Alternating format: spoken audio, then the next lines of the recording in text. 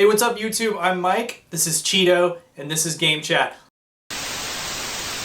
Let's talk about Overwatch. I've been playing it pretty much non-stop since it came out, and I'm pretty sure a lot of you have been as well. There are so many things that this game does well as a competitive multiplayer first-person shooter. It has that level of polish that developer Blizzard puts into so many of its games. It's an attention to detail that manifests in how complete each character's movesets feel and suit different situations, with each having a direct counter to them to prevent lopsided matches. In my opinion, it was pretty well balanced from the initial launch, with the exception of a couple of examples, but we'll get to those. Speaking of the characters, it's not often that a game with such a diverse cast can equally capture my attention enough to have me practicing playing with each of them until I master them. It feels like each was designed with a different playstyle in mind, and as each match plays out, the ability to swap one in for another to counter a particular player or push through a narrow passage is both necessary and, in a lot of instances, completely satisfying. It's one of my favorite things about Overwatch as a whole.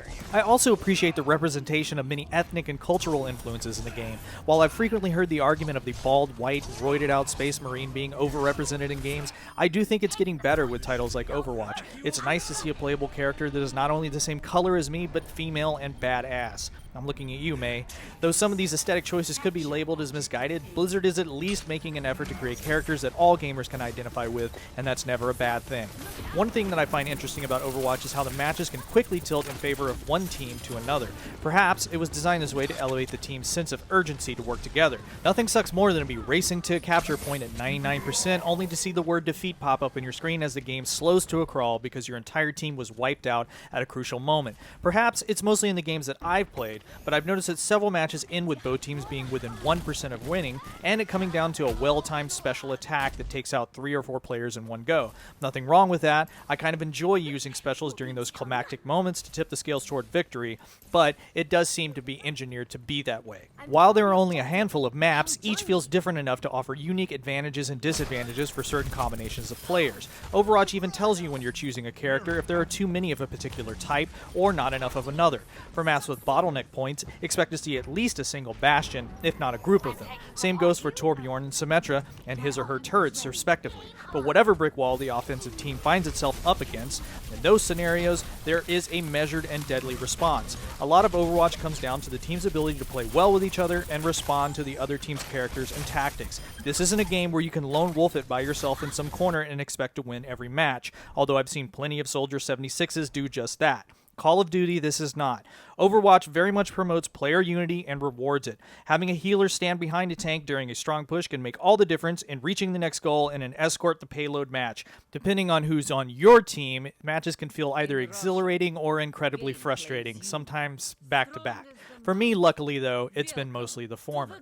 My one major qualm with this game is the loot system. It was intentionally designed to frustrate you into spending real money on top of the already $60 of real money you spend for cosmetics that unlock at a snail's pace. Once you get past level 20, it takes a considerable amount of time to reach the next level and unlock a loot box that may, but probably will not, have that particular thing that you're after. Not to mention that many times you'll unlock doubles that only give you a small amount of virtual currency towards buying what you really want at an already exorbitant amount. Now, we can have a discussion about whether or not you should ever pay money for cosmetics in games when they have no real effect on the play of the game itself, but let's be honest, at least about Overwatch, and that's to go ahead and admit that the skins, voices, and victory poses are exactly what you want when you continue leveling up, especially if you've grown fond of a character or two in the process.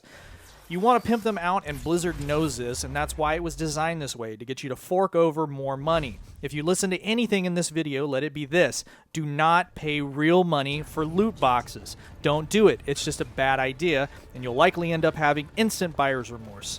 Well, unless you have more money than sense, in which case, knock yourself out. I mentioned way back at the beginning of the video that there are a few balancing issues. Depending on how effective the McCree or Torbjorn is that you're up against, some matches can be infuriating. Particularly, Torbjorn's turrets can single-handedly decimate an entire team if it's strategically placed where it can't easily be taken out. And if you've ever played Overwatch, you'll know how terrifying the sound of "It's high noon" can be. But Blizzard seems to be aware of both of these issues and will be nerfing both in upcoming patches. Until then, hope you end up on a team that works well enough together to counter both of those.